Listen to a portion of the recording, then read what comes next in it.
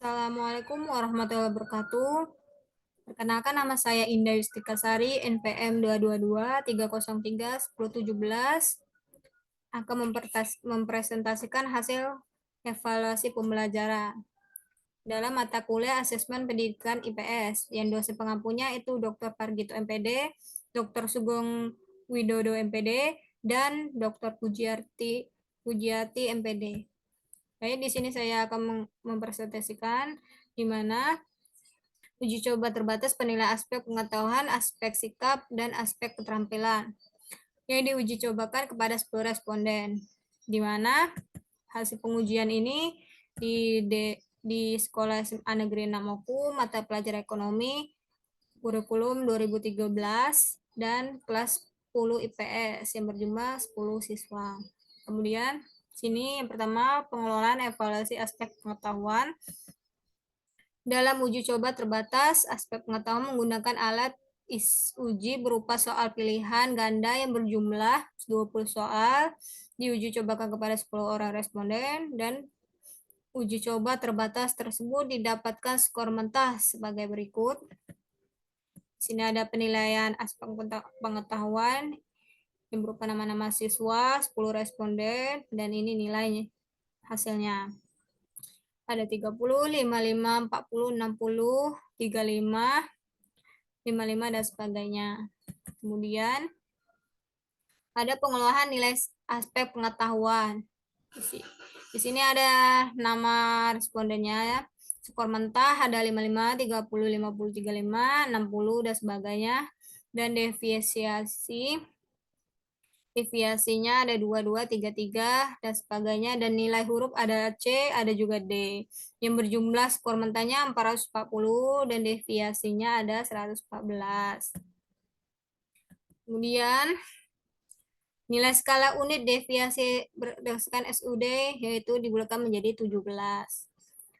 Untuk menentukan batas bawah dan batas atas dari setiap nilai huruf, itu titik tengah nilai C terletak pada min 4 karena C merupakan nilai tengah pada skala penilaian A, B, C, D, E. Jadi kita telah mendapatkan SUD itu 17 dan titik tengahnya C itu sama dengan M dan 44. Kemudian batas bawah C itu ada 34, batas atas C itu 54, batas bawah D 14, dan batas atas B itu 74. Yang kedua itu mentransfer skor mentah dari 15 orang peserta didik ke dalam nilai huruf. Ini ada skor lebih dari 74 itu A. Kemudian skor 54 sampai dengan 72 itu B, dan sebagainya. Kedua itu pengelolaan evaluasi belajar aspek sikap, di mana dalam uji coba terbatas aspek sikap penggunaan alat uji berupa soal pilihan ganda yang berjumlah 9 soal diujikan kepada 10 orang responden.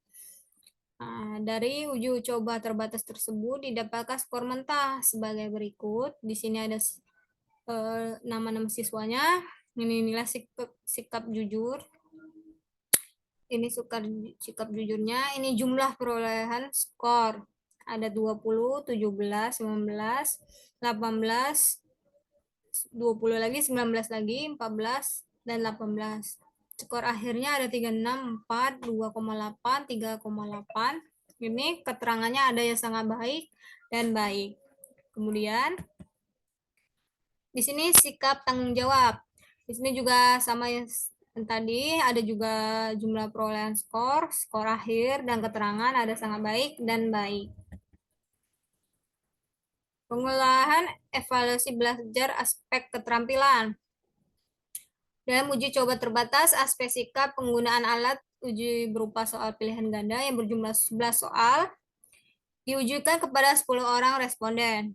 Dari uji coba terbatas tersebut didapatkan skor mentah sebagai berikut. Ini nilai praktik, penilaian praktiknya ada 3, ada 4, ada 2, ada 4, 3 juga. Ini jumlah perolehan skor, ada 35, 44, 30, 28. Ini skor akhir, 3,18, 4, 2,7. Di sini keterangannya ada baik, sangat baik, baik lagi, dan sangat baik. Kemudian ini ada identifikasi hasil pengolahan. Yang pertama itu tenaga didik atau gurunya. Dalam evaluasi pembelajaran yang dianalisis dan diidentifikasi serta diinterpretasikan dijelaskan bahwa kompetensi kepribadian guru merupakan kompetensi yang menyangkut dengan kepribadian seseorang guru. Kompetensi pedagogis adalah kompetensi yang berkaitan dengan kemampuan mengelola pembelajaran. Kompetensi profesional berkaitan dengan penguasaan materi pelajaran secara luas dan mendalam. Kemudian, sedangkan kompetensi sosial berkaitan dengan kemampuan guru untuk berkomunikasi dan berinteraksi dengan seluruh elemen sekolah.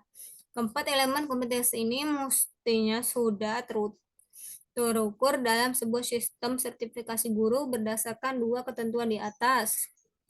Sertifikasi guru berdasarkan dua ketentuan undang-undang dan peraturan pemerintah di atas mensyaratkan adanya perbaikan kualitas pengajaran bagi guru dari beberapa aspek. Salah satunya adalah perangkat pembelajaran.